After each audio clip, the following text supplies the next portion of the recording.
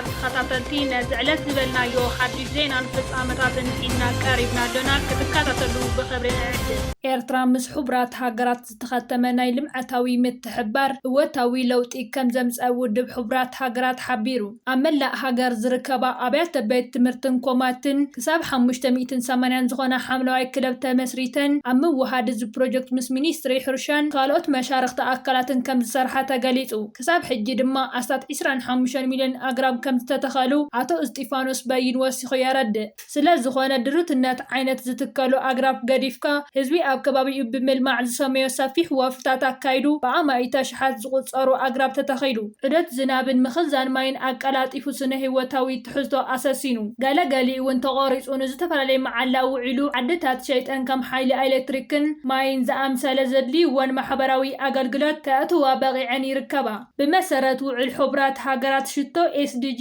2030 ኤርትራ ከም ግሪንዌል ዝተባሃለ ኣካል ኣህጉራዊ ወፍሪ ንምምካት ምድረ በዳነት ብምዃን ድማ ኣብ 2030 ኣስታት 100 ሚልዮን ሄክታር ዞባናን ዞባ ሳሕል ሰሃራን በኣግራብ ክሽፈን ብዝወፀ መደብ መሰረት ኣብ ኤርትራ ጥራይ ኣስታት 350,000 ናይ ስራሕ ዕድል ክኸፍት ትጽቢት ይግበር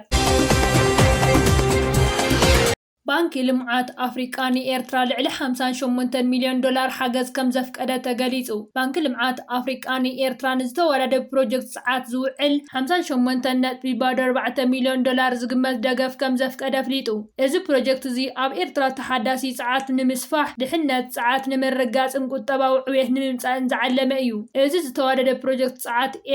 ኤርትራ ኢነርጂ ኢንተግሬትድ ፕሮጀክት ተባሂሉ ዝጽዋዕ መደብ ብቐንዱ ኣብ ሰለስተ ስትራቴጂካዊ ቦታታት ጋሽ ባርካ ማለት ተሰነይ ባሮንቱን ከርከበትን ዘተኮረ ኮይኑ ንልዕሊ 34 ሜጋዋት ዝበጽሕ ብፀሓይ ዝሰርሕ ስርዓት ዘጠቓለለ እዩ እዚ ስርዓት እዚ ምስ ዘመናዊ ናይ ባትሪ መኽዘን ሰዓት ዝተተሓሓዘ ኮይኑ ኣብ ግዜ ለይቲ ወይ ፀሓይ ኣብ ዘይብሉ ግዜ እውን ዘተኣማምን ቀረብ ኤሌክትሪክ ንምሃብ ዝተዳለወ እዩ ካብዚ ብተወሳኺ እቲ ፕሮጀክት ልዕሊ 500 ኪሎ ሜትር ዝዝርጋሕ መስመራት መመላለሲ ሰዓት ክሕደስን ክሰፍሕን እዩ እዚ ድማ ነቲ ኣብቲ ዞባ ዘሎ ንጥፈታት ንግዲ ሕርሻዊ ምህርትን ካላዊ ትምህርት ጥዕና ንምዕባይ ዓቢ ተራ ክህልዎ እዩ እዚ ስምምዕ እዚ ዝተበጽሐ ላዕለዎት ሰበስልጣን ባንኪ ልምዓት ኣፍሪቃ በኣሌክስ ሙቢሩ ተመሪሑ ኣብ ኣስመራ ምስ ላዕለዎት ሰበስልጣን መንግስቲ ኤርትራ ንሓየሎ መዓልትታት ጸንሐ ዘተ ድሕሪ ምክያዶም እዩ ኣብቲ ዘተ ብዘይካ ፀዓት ብዛዕባ ምዝማን ስርዓተ ፋይናንስን ምትሕብባርን እውን ከም ዝተዘራረቡ ተፈሊጡ ኤርትራ ኣብ ዓመት መብዛሕትኡ መዓልትታት ብሩህ ፀሓይ ካብ ዘለወን ሃገራት ሓንቲ ኮይና እዚ ተበግሶ ካብ ወፃኢ ሃገራት ዝመጽእ ክቡር ነዳዲ ጉዳልን ርእሰ ሙርኮሳ ኣነ መረጋጽን ከም እውን ከባቢ ጽሬት ንምሕላውን ዝዓለመ ስትራቴጂካዊ ስጉምቲ ምዃኑ ተዓዘብቲ ይገልጹ እዚ ፕሮጀክት እዚ ኣብ መጻኢ ኤርትራ ሓንቲ ካብተን ኣብ ተሓዳሲ ፀዓት ዝተመስረተ ዘመናዊ ቁጠባ ዘለወን ሃገራት ዞባ ቀርኒ ኣፍሪቃ ንምግባር ዝተሓሰበ ምዃኑ ይንገረሉ ኤምባሲ እንደ ኣብ ኣስመራ ምስ ወከልቲ ማሕበራዊ መራኸቢታት ኤርትራ ብዛዕባ ክልቲኣዊ ርክብን ዕባልታትን ዝጠመተ ፍርያም ዘተ ኣካይዶም ኤርትራ ኣብ ዝቐረበ እዋን ኤምባሲ ህንዲ ኣብ ኣስመራ ምስ ወከልቲ ማሕበራዊ መራኸቢታት ኤርትራ ፍርያም ዝኾነ ናይ ሓባር ዘተ ኣካይዶም ኣብቲ ኣጋጣሚ ኣምባሳደር ህንዲ ኣብ ኤርትራ ራጅ ካማል ኣብ ህንዲ ይካየድ ብዛዕባ ዘለው ዝተፈላለዩ ሃገራዊ ምዕባለታትን ዕብየትን ኣብ መንጎ ክልቲአን ሃገራት ዘሎ ናይ ነዊሕ እዋን ሕውነታዊ ርክብ ንመጻኢ ዘሎ ናይ ምትሕብባር ዕድላት ዝብሉ ነጥብታት ሓሳባቶም ኣካፊሎም እዚ ርክብ እዚ ኣብ መንጎ ክልቲአን ሃገራት ዘሎ ዲፕሎማሲያዊ ጥርናፈ ንምድልዳል ህዝቢ ኤርትራ ብዛዕባ ህንዲ ዘለዎ ግንዛቤ ንምዕባይ ዓብይ ግደ ከም ዘለዎ ተገሊጹ